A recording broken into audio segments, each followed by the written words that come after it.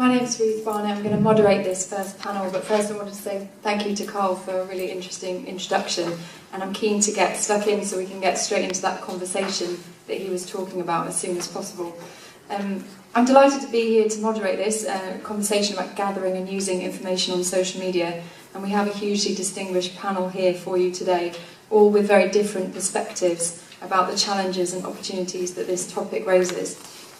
I think now feels like an appropriate time to take stock, because these tools are established enough for everyone in this room to have a story to tell about a lesson learned or an idea sparked, but they're also young enough tools for us still to be defining the role that they're going to play for us all. Although I currently work for the British startup Switkey, I used to be a journalist, and my introduction to the relevance of these platforms came when I worked at Sky News. 3 years ago I was their Twitter correspondent, which used to raise a few laughs, but now strangely doesn't, as these tools get adopted everywhere. And the Iran election crisis hit, and this was an example where we had very few official channels of information to rely on, but we had a huge amount of colour and information streaming in from social media sources. But using it would have broken all of the rules we knew of journalism at that time about verifying and checking and using your contacts and networks to ensure that you're putting the truth out there. And we had to take a gamble, and we decided to put those voices at the heart of our coverage, with the caveat that we told the audience the truth. We told them that we couldn't be sure who these people were, whether they were telling the truth, what their motives were, where they were. And I think that was a real turning point for us all. It was also the time the US State Department apparently intervened and spoke to Twitter and asked them not to take the site down to do maintenance because it was playing such a significant role.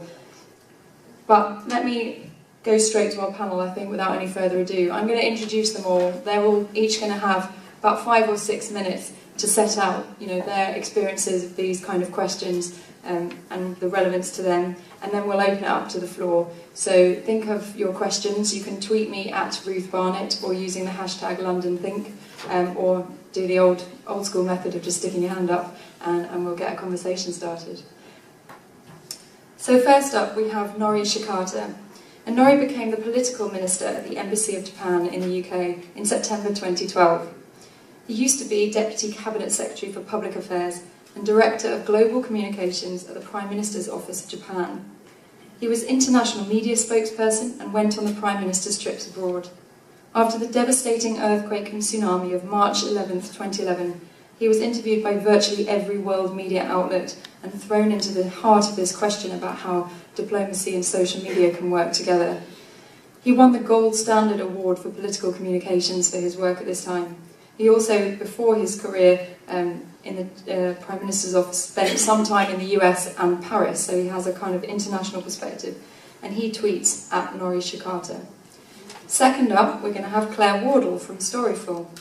Claire is Director of News Services there, and it's the world's first social media news agency, employing 25 journalists who discover and critically verify social media content, which can then be used by news organisations around the world. She completed a PhD in the United States and then taught at the Cardiff University School of Journalism. In 2009, she worked on a big research project for the BBC about how they used user-generated content, and from that was then asked to develop their social media training course for the BBC News. She subsequently then led the team that's trained more than 3,000 journalists to date. But as well as working with the BBC, Claire has provided training and consultancy to other media organisations, as well as charities and NGOs around the world. And then to my left we have Alison Daniels. Alison is the Chief Digital Officer for the Foreign and Commonwealth Office, so leads their digital team, and as Carl said, is their communicator on those platforms.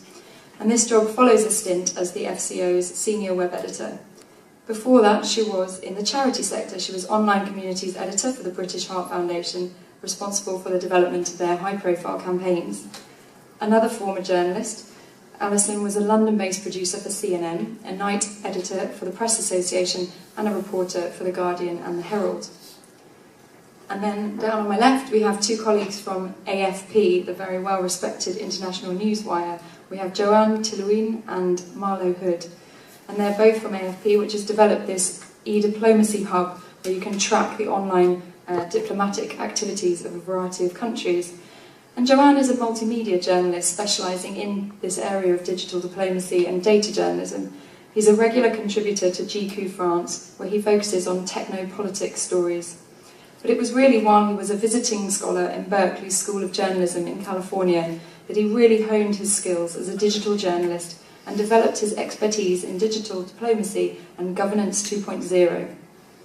Marlo is the editor of AFP's thematic blogs, including one on geopolitics, and is the co-developer of that data journalism app, the e-Diplomacy Hub.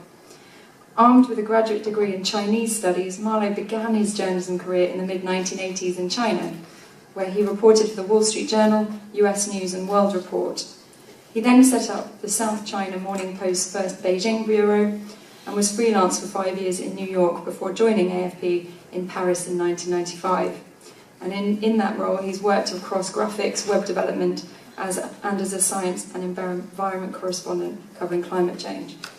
So I'm going to turn first to Norrie, who's going to kick us off, and we'll move down the panel.